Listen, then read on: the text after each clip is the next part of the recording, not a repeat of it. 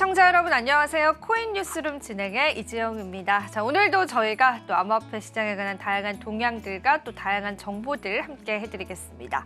자, 암호화폐 10만 달러 터치 이후에 그래도 양호한 흐름도 이어져 가고 있는데요. 자, 오늘은 또 어떤 이야기들 나눌 건지 바로 교수님 소개부터 드리겠습니다. 윤석빈 교수님 함께 해주셨습니다. 교수님 안녕하세요. 예, 트러스트 커넥터 소강대 윤석빈입니다. 네, 오늘도 저희와 함께 해주셨는데요. 자, 우선은 저희가 오늘 또 중요한 알트코인에 관한 이야기를 나눌 거잖아요. 그 전에 최근에 있었던 우리 암호화폐 시장에 관한 코멘트만 간단히 살짝 좀 들어보겠습니다. 요즘 시장 어떻게 보셨을까요?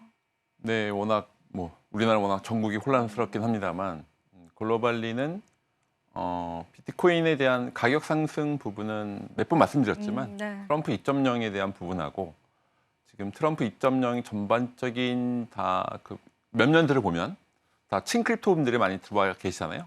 아마 그래서 SEC 아마 의장도 바뀌실 것 같고 제이드 벤스를 포함한 트럼프 2.0에 대한 전체 기조 자체가 친크립토 아마 인력으로 다 되어 있어서 그런 것들이 전반적으로 다 기대감 그런 것 때문에 비트코인을 위시해서 다른 알트코인에 대한 것도 다 영향을 주고받고 있어서 아직 트럼프 2.0이 나오지도 않았지만 그런 기대감이 있고요. 그래서 아마 그런 것들이 전체적인 시장에 큰 영향을 주고 있는 것 같습니다. 그래서 비트코인 앵커님께서 말씀하셨지만 비트코인 가격뿐만 아니라 알트코인에 대한 부분도 아마 기대감이 있어서 그게 서로 상호 영향을 주면서 전반적으로 아마 시장 자체가 기대감이 있는 것으로 예상을 하고 있고 그리고 그거 더불어서 다른 기술적인 측면에서 이따 오늘 또 주제들이 계속 오늘은 알트코인 기술에 대한 네, 얘기를 할 맞아요. 건데요. 그래서 그런 것들이 아마 전반적으로 아마 시장적인 부분 그리고 시장에서 실제 엔터프라이즈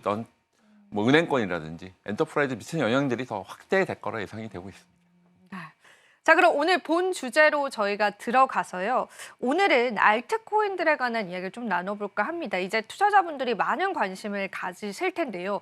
그래도 실제로 우리가 투자할 때 이 알트코인이 어떤 기술력을 가지고 있고 또 어떤 또 프로젝트를 영위하고 있는지에 관해서는 다들 좀 어려워하시는 부분이 있는 것 같아요. 그래서 저희가 오늘 알트코인 하나하나 교수님과 기술적으로 좀 풀어볼 예정인데요. 오늘 소개해 주실 알트코인은 혹시 어떤 코인일까요, 교수님?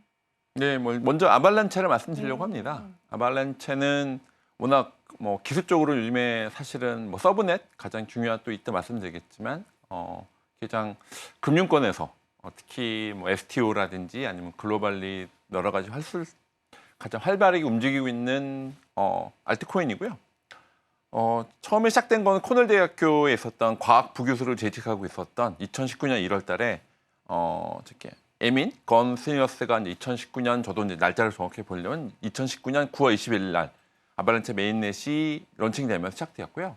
그래서 아발란체는 지금 저희 나라에서는 STO 때문에 가장 참조할 만한 데가 어딜 거야 그랬을 때 아발란체 제일 먼저 나왔긴 했습니다. 그래서 아마 다른 국내 스타트업도 그렇고 가장 많이 그 STO라든지 뒤에 또 말씀 NFT를 여러 가지 활달했을 때 가장 참조할 때가 어디야? 그래서 아발란체 제일 먼저 나왔었고 그래서 그건 가장 중요한 메인넷을 갖고 있는 체인이고요. 그래서 지금 우리나라에서도 지금 STO 논의가 되면서 가장 많이 참조되고 있는 쪽이고요. 저는 기술적으로 말씀드리겠습니다만 다른 투자자분들도 아마 이런 기술적인 내용을 좀 들어보면 좀 도움이 되지 않을까 하는 생각이 들고 있습니다.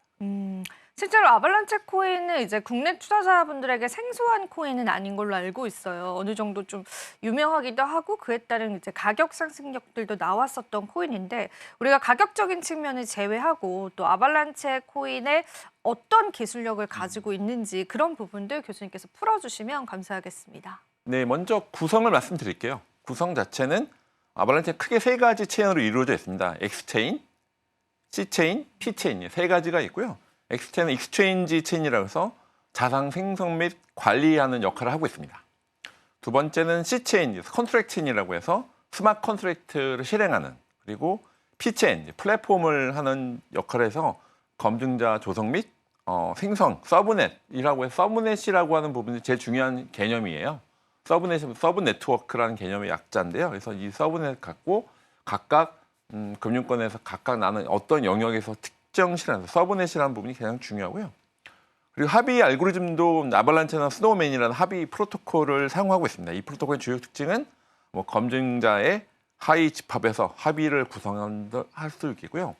뭐 무작위로 검증자의 거래 확인을 검사해서 보안을 강화할 수 있는 부분이 있습니다. 세 번째는 높은 처리량과 빠른 완결성. 왜냐하면 트랜잭션이 지금 워낙 가장 블록체인 가장 많이 공격을 받았다. 너무 느려. 뭐 예를 들면 합의 알고리즘 느렸던 부분이 세 가지에 대한 부분들이 이 가장 합의 알고리즘 스노우맨이라 해서 좀 합의성이 좋고 그리고 아무래도 그런 부분 속도가 빨리 할 수 있는. 그래서 실제 엔터프라이즈 환경, 금융권을 쓸 수 있도록 이런 여러 가지 기술적인 것들을 제공하고 있어서 그것들이 요즘에 가장 우리나라도 STO나 NFT 어떻게 이거를 이더리움 너무 느려. 그리고 사실은 이더리움 레이어 2가 이제 폴리곤이나 그렇게 많이 나오고 있었잖아요. 근데 그런 거 대항마로 가장 많이 그래서 뭐 블록락 요즘에 워낙 ETF 때문에 핫한데 네. 뭐 KKR에서도 아발란체를 채용했고요. 그리고 얼마 전에 세미나 갔는데 아발란체 굉장히 많이 늘어났더라고요. 레퍼런스. 우리나라에서는 그래요? SK도 좀 사용하고 있는 걸 알고 있고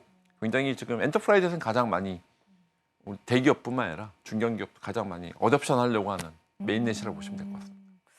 그러면은 아발란체가 또 한 번 이런 기술적으로 계속 부각을 받을 환경들은 계속 마련이 되는 것 같은데 앞서서도 이제 비슷한 이야기 해주셨지만 우리가 이 POW다라고 하죠. 그 POW와 또 아발란체 합의 알고리즘과의 어떤 차이점이 있는지 한 번만 더 짚어주실 수 있을까요, 교수님? 네, 그러니까 아발란체에 대한 부분은 비트코인이나 이더리움처럼 아까 말씀하신 것처럼 POW 방식하고는 보이는데요. POW 약간 좀 그런 것들이 훨씬 에너지 소비가 ESG가 좀 중요하잖아요. 그런 것처럼 에너지 소비를 줄일 수 있는 에너지 소비를 굉장히 극감해서 쓸 수 있도록 되어 있고요. 확장성입니다. 두 번째는 그래서 더 높은 처리량이 제공됐어요. 확장성이 높고요. 그리고 완결성이라고 해서 거래 확정이 더 빠를 수 있는 이 세 가지 에너지 효율성, 확장성, 완결성 이 세 가지가 POW에 비해서 확실히 좀 차이점이 있죠. 그래서 그런 기업 환경에서 이 세 가지 특징 때문에 글로벌리도 그렇고 국내에서도 대기업에서 아발란체가 KBW 왔을 때 그 아발란체 담당자이 바쁘시더라고요. 대기업도 그렇고 그 사이드 이벤트에서 다 초청을 받아서 그래서 지금 아발란체가 가장 아까 이 세 가지 특징 때문에 엔터프라이즈 환경 그리고 실제 리얼 월드에 쓸 수 있도록 해서 우리나라도 아까 SK도 말씀드렸지만 뭐 다 제가 뭐 말씀드릴 수는 없지만 그런 레퍼런스 굉장히 많이 늘어났어요. 글로벌리 그렇고 국내도 그렇고 금융권도 그렇고요. 그러면은 이런 부분도 좀 궁금해요. 솔라나와는 또 어떤 차별점 같은 게 좀 있을까요, 교수님? 가장 대표적인 거는요. 아발란체는 EVM 계열이에요. 그게 또 어떤 계열인가요? 이더리움 버처머신, 이더리움과 호환이 되는. 이더리움과 호환이 되는. 솔라나는 이더리움과 호환이 호환이 되는. 안 되고. 호환이 안 되고 이더리움과 특징, 다른 이더리움 킬러로서 역할인 거고. 또 솔라나는 아발란체는 이더리움과 호환된다고 가장 큰 특징 중에 하나죠. 그러면은 이더리움의 가격 영향력이라든지 이더리움 생태계의 영향력도 받아가는 거예요, 실제로? 맞죠. 왜냐하면 EVM과 호환되기 때문에 이더리움에 대한 생태계가 더 확장이 되면 될수록 더 좋은 거죠. 그런 식으로 저희가 아발란체. 받아들여져야 되는 거네요. 그럼 저희가 뭐 가격 이야기를 하는 건 아니지만 이더리움 가격과의 커플링도 좀 있나요, 교수님? 그 부분은 되게 복잡다단할 수 있는데요. 네. 보통 일반적으로 봤을 때는 네. 옛날에는 원래 메인넷이 이더리움 대체할게요라고 하는 솔라나 같은 계열이 있었는데 요즘은 이더리움 생태계를 대체할까라기보다는 이더리움 생태계를 확장해 나가고 연결하고 더 서브 역할 뭐 그런 그렇죠. 느낌인가요? 같이 협업해서 확장해 나갈게요라는 게 더 많습니다. 그러니까 지금 기본적인 솔라나처럼 대체하겠다고 하는 것도 있지만 대부분은 이더리움 계열과 같이 협력해서 네트워크를 더 늘려갈게요라고 하는 것들이 더 그런 게 더 방향성이 있는 것 같아요. 그런 관점에서 그래서 레이어 2를 포함해서 이더리움을 좀 당장 대체하기는 좀 어려운 부분이 있죠. 그래서 이더리움 생태계를 확장해 나갈게요라고 하는 관점에서 그래서 아발란체가 이제 그런 EVM과 호환이 되면서 그 서브넷처럼 그런 독특한 그런 개발 환경도 좋고 엔터프라이즈 채용하기 쉽도록 속도도 빠르고요. 확장이 가능한 그런 특징이 있기 때문에 엔터프라이즈 환경에서 많이 채용이 많은 것 같아요. 이 기술 이야기는 언제 드려도 좀 어렵긴 한 것 같은데 그래도 교수님께서 잘 풀어주신 것 같습니다. 자, 그럼 앞서서도 말씀을 해주셨는데 이 서브넷에 관해서 조금 더 이야기를 좀 들어보면 좋을 것 같아요. 아발란체 핵심 기능 중에 하나다라고 알고 있는데 네. 정확히 우리가 어떻게 좀 이해를 해보면 좋을까요, 교수님? 서브넷이라면 말 그대로 서브 밑에 있는 네트워크 밑이란 개념인데요. 그러니까 이걸 좀 더 먼저 특징을 말씀드릴게요. 기능을 또 말씀드리면 개발자의 특정 요구사항에 맞는 맞춤형, 그러니까 맞춤형이 제일 중요한 것 같아요. 맞춤형으로 블록체인 생성이 가능하다는 것이고요. 두 번째는 기업용 프라이빗 블록체인에 대한 규제 준수, 블록체인 게임 네트워크. 그러니까 지금 약간 우리 금융권에 이런 컴플라이언스 필요해라고 해서 기업용에서 퍼미션드 형태의 프라이빗 블록체인이라든지 컴플라이언스라든지 게임 네트워크 등이 적합하고요. 독립적으로 거버넌스 모델이 허용됩니다. 그러니까 이게 우리 안에서만 왜냐면 회사에서 이사회 같은 게 있잖아요. 그런 것처럼 이런 독립적인 거버넌스 모델 허용이 돼서 사실은 우리 안에서 우리 금융권에서 쓰이기 적합하게 따로 만들게요라고 했을 때 이렇게 독립적으로 거버넌스가 모델이 허용될 수 있고요. 그리고 메인넷과 서로 상호 응용이 가능합니다. 마치 그때 말씀드렸던 뭐 레이어 2, 레이어 1과 비슷할 수 있는데 그런 것처럼 메인넷과 상호 응용. 그러니까 예를 들면 은행권을 따지면 수신 네트워크가 있고 여신 네트워크가 있으면 두 개가 각각 돌리고 둘이 상호 응용성 맞은. 그러니까 뭐 예를 들면 A팀하고 B팀이 있으면 A팀, B팀을 같이 쓰면 속도가 느려지겠죠. 이제 A팀 따로, B팀 따로 하는데 A팀과 B팀이 서로 연결할 수 있도록 그렇게 뭐 예를 들면 그런 식으로 상호 응용이 가능할 수 있도록 되어 있긴 합니다. 그런 또 장점들이 있는 것 같아서 또 시장의 주목을 많이 받는 것 같습니다.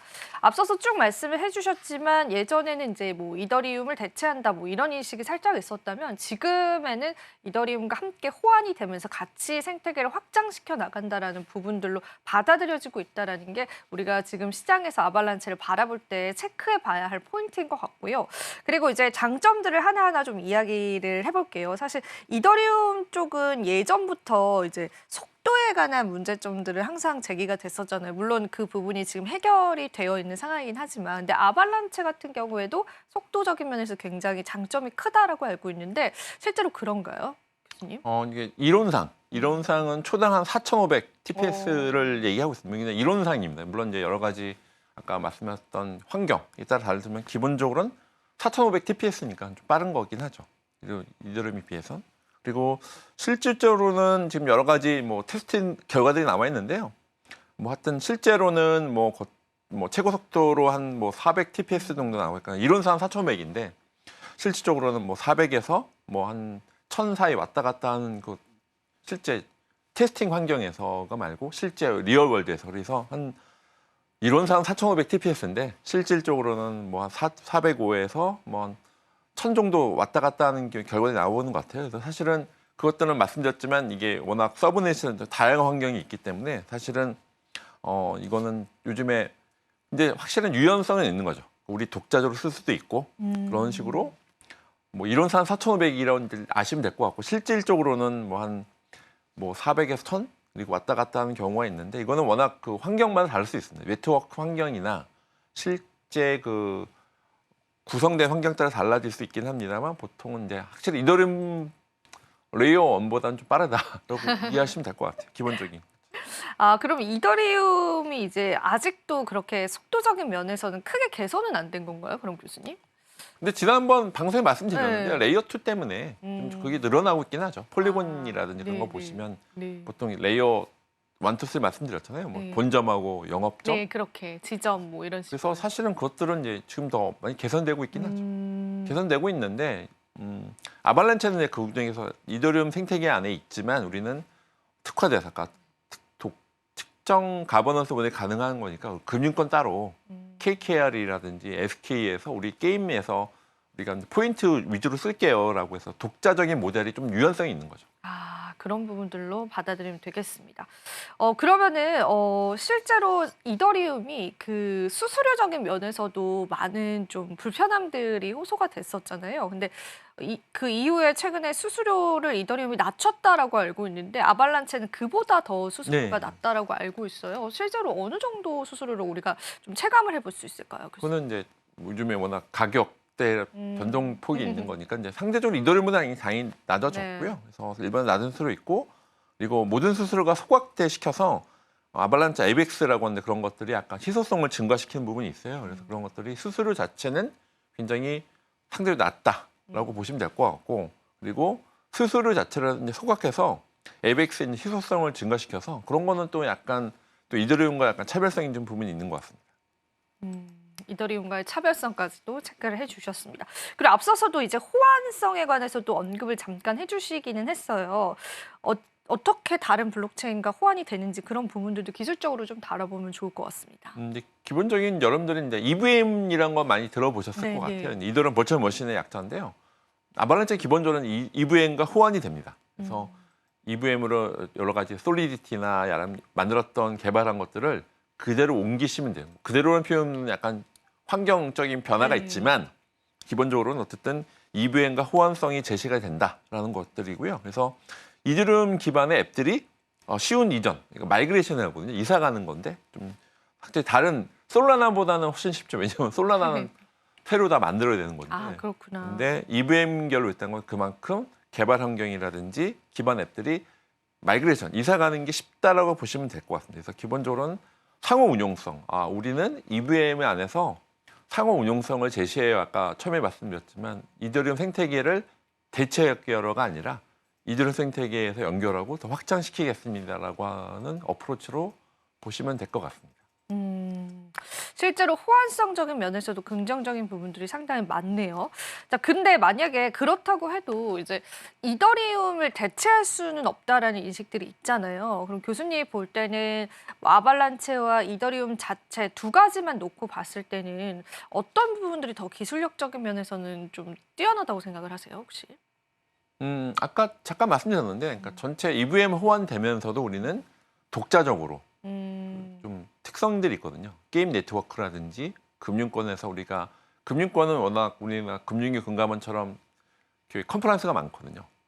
규제들이 많은데 규제들을 잘 채용하려고 하는 거죠. 채용하기에는 아발란체가 좋은 거죠. 그러면 일반적인 퍼블릭 블록체인으로 봤을 때는 이더리움이 더 강하죠. 네. 그거는 뭐 부정할 수는 없을 것 같아요. 네. 아발란체 아마 CEO가 오셔도 그건 아마 그러실 텐데 근데 여기서 아발란체 갖고 있는 철학은 우리가 아까 세 가지 체인 좀 아키텍처 말씀드렸지만 규제 준수라든지 금융권이라든지 뭔가 특정 영역 가버넌스도 그렇고 특정 영역 우리가 뭐 게임이라든지 은행이라든지 뭐 KKKL에서 우리가 금융권에서 자산 운용이라든지 그런 특정 영역에 쓸 때 우리가 유연성을 제공할게라고 하는 게 아발란체의 큰 특징이라고 보시면 될 것 같아요. 기본적인. 특정한 분야에서는 어찌 보면 이더리움보다는 좀 뛰어난 면들도 있을 수 있겠어요. 그러니까 아무래도 이더리움은 그쵸? 좀 범용적인 거고 네, 범용적으로 이더리움은 네, 뛰어나다고 근데 치면은 아발란체는 뭐 게임이라든지 뭐 금융권이라든지 금융 쪽에 그죠? 자산 운용이라든지 뭔가 특정의 뭔가 리퀘어먼트가 특정한 것들에 대해서는 유연하게 상대적으로 이더리움보다는 이더리움 범용적인 거고 그렇죠. 아발란체는 특정 영역에서 채용하기 쉽다고 이렇게 보시면 이제 기본적으로는 큰 특징으로 보시면 될 것 같아요. 그렇게 말씀을 해주시니까 또 확실히 좀 이해되는 부분들이 있는 것 같습니다. 실제로 우리가 앞서서도 말씀을 해주셨지만 뭐 특정한 영역에 사용하기가 굉장히 좋다라고 해주셨는데 스마트 계약에 관한 지원율들이 언젠가는 또 항상 이제 시장에서 좀 긍정적으로 받아들여지면서 실제로 가격 상승을 일으키기도 했었는데 스마트 계약 지원에 관해서도 조금 더 언급을 해주시면 감사하겠습니다. 예, 아발란체 C체인이라고 해서 컨트랙 체인 자체가 있는데 이게 기본 EVM과 호환되기 때문에 개발하기는 좀 더 유연한 게 있고요. 그런데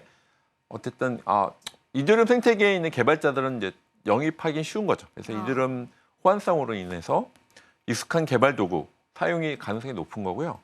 근데 상대적으로 아까 빠른 거래 처리하고 낮은 수수료 때문에 효율적으로 이게 개발하는 입장에서는 수수료도 낮고 개발 환경 비슷한데 개발 환경은 비슷하지만 수수료가 낮고 그리고 속도가 빨라라고 해서 흔히 말하는 D앱 활용하기 위해서는 더 늘어나긴 용도가 높은 거죠. 그래서 범용적으로는 이더리움이 좋지만 우리 예를 들면 우리 게임사에서 쓰고 원해 그리고 금융권이나 아니면 우리 특정 영역에서 어떤 우리가 이런 ABC 요구사항이 있는데 그것들을 개발하기에는 이더리움보다는 좀 더 유연성이 높고, 유연성이 높다. 그런 그리고 면에서. 네. 그러니까 개발 환경은 비슷한데 네. 속도도 빠르고 음. 수수료도 낮고 그렇기 때문에 그런 장점이 있는 거죠. 그런 특히 약간 시체인이라는 게 특히 스마트 계약을 지원하기 때문에 이더리움과 유사한데 그렇죠. 그런 면에서는 그죠. 시체인 약간 컨트랙 체인이 제공되면서 그래서 뭐 이더리움을 대체하는 건 아니고 이더리움의 개발 환경 그대로 갖고 오는데 서브넷 우리 특정 영역에서는 적용하기 쉽고 개발하기 편한 부분이 있는 거죠. 아, 알겠습니다, 교수님. 그런데 지금 또 저희가 계속 긍정적인 흐름들로만 이야기를 했지만 분명히 시장에서 단점도 있을 것 같고 기술적인 단점들도 있을 것 같습니다. 뭐 실제로 사실은 지금 생태계에서는 많이 채택이 되어 있기도 하고 그와 관련한 또 뉴스들이 보도가 되기도 했었지만 분명히 이제 단점과 또 앞으로 해결해 나가야 할 점도 있다라는 생각이 들거든요. 그런 부분도 좀 자세히 짚어주시면은 네. 감사할 것 같아요. 어떻게 보면 약간 트레이드 오프인데요. 그러니까 어쨌든 탈중앙화 수준을 보면 이더리움보다는 떨어지는 거죠. 왜냐면 특정 영역 때문에 그러니까 이더리움 워낙 월드 컴퓨터라는 개념으로 근데 탈중앙화라고 하는 게 철학적으로 물론 킹은 비트코인이고 그다음에 이제 이더리움은 다 누구나 다 얘기하고 있잖아요. 그런 관점에서 아발란체는 관점에서는 그런 탈중앙화 수준은 아무래도 뭐 높은 처리를 위해서 분명히 이제 중앙화 요소가 존재할 수밖에 없는 거죠. 이건 트레이드 오프인 것 같아요. 사실은 제가 하이퍼 레저라든지 이제 그런 것도 제가 이제 그런 리서치도 하고 실제 강연도 하고 이렇게 하고 있는데 확실히 그런 거는 트레이드 오프다. 탈중앙성과 어쨌든 엔터프라이즈는 분명히 트레이드 오프가 있어서 탈중앙화 수준으로 보면 당연히 높은 차량을 처리하는 대신에 분명히 중앙화 요소가 존재한다라고 하는 게 가장 단점을 볼 수 있고요. 그리고 서브넷이 그런 거 좋죠. 이제 약간 어쨌든 우리 특정 영역으로 좋은데 그것들이 늘어나면 늘어날수록 또 그걸 또 관리를 해야 되거든요. 그러면 복잡성이 늘어나는 거죠. 그 특정 우리가 팀이 ABC마다 5개, 3개까지 괜찮은데 이게 막 10개, 네. 20개, 30개, 40개 늘어나면 그것도 서로 상호 응용성에 대한 복잡도가 늘어날 수 있죠. 그것도 복잡성에 대한 부분이 있고 세 번째는 아까 또 앵커님이 얘기하셨는데 이더리움과 어떻게 좀 경쟁이 될 거야라고 하는 것들이 이더리움 생태계 내에서는 좋은데 이게 또 커지면 또 경쟁이 될 수도 있고 그렇죠. 경쟁이 될 수 있고. 세 가지가 이제 가장 큰 어떤 단점 내지는 이제 리스크 포인트라고 말씀드릴 수 있습니다. 네, 아발란체 코인에 관해서 저희가 쭉 이야기를 들어봤습니다. 그럼 마지막으로 교수님께 질문 드리고 싶은 부분들을 주요 프로젝트에 관해서 좀 저희가 알아가면 좋을 것 같아요. 이런 부분들을 사실은 이제 투자자분들이 직접 챙기시기는 좀 어려운 부분이 있기 때문에 아발란체 주요 프로젝트들 좀 정리를 하면서 앞으로의 성장 전망까지도 한번 이야기 들어보겠습니다. 지금 아발란체 홈페이지에 가면 그 에코 맵이라고 굉장히 막 한참 막 계속 쌓이고 있어요. 저기서 보면 우리나라 SK 이미 이거는 뭐 뉴스에 나왔으니까 그래서 SK도 그렇고 그리고 뭐 디파이에서는 뭐 아부 같은 데서도 지금 이걸 쓰고 있다고 하고 NFT도 굉장히 지금 아발란체가 워낙 NFT 같은 경우는 원래 이더리움이 대세였지만 네. 대체하는 부분도 있고 그래서 사실은 제가 봤을 때 중요한 포인트는 이더리움이 갖고 있지 않은 약간 서브넷 특징 때문에 다양한 금융권이라든지 엔터프라이즈라든지 이런 것들이 레퍼런스 늘고 있습니다. 사실 저도 얼마 전에 세미나에 가서 직접 아발란체 발표를 들었는데요. 훨씬 더 이건 지금 홈페이지 찾아보시면 굉장히 거의 뭐 담당자도 지금 숨가쁠 정도로 레퍼런스가 늘고 있습니다. 그래서 그것들은 뭐 제가 일일이 다 말씀드리고 없고 그렇지만 엔터프라이즈나 금융권이나 지금 유명한 이제 우리나라 STO나 NFT 때문에 준비 많이 했었대. 그때 가장 먼저 나왔던 게 아발란체예요, 사실. 그래서 대체를 해서 지금 금융권도 그렇고 서브넷이 굉장히 다양한 케이스가 있어서 지금 뭐 금융권 같은 경우에는 뭐 KKR 말고도 다른 금융권에 대한 사례가 많이 늘고 있어서 홈페이지 보면 굉장히 에코맵이 굉장히 확장이 되고 있습니다. 그래서 그런 것들은 이제 그만큼 레퍼런스가 많다는 건 그만큼 성장 가능성 경쟁력이 있다고 하는 반증이기도 하겠죠. 네, 좋습니다. 자, 이렇게 해서 오늘 아발란체 코인에 관해서 좀 기술적인 면으로 자세히 한번 살펴봤습니다. 자, 오늘도 도움 말씀 주신 교수님께 감사 인사 드리면서 저희 오늘 이 시간 마감해 보도록 할게요. 교수님 오늘도 고맙습니다. 감사합니다. 네, 여러분들이 굉장히 많은 관심 가지고 계신 코인을 오늘 다뤄봤던 것 같고요. 다음 시간에도 저희가 또 암호화폐 시장에서 도움될 만한 정보들로 계속 함께 해드리겠습니다. 저희는 여기서 인사드리도록 할게요. 오늘도 시청해주신 여러분 고맙습니다.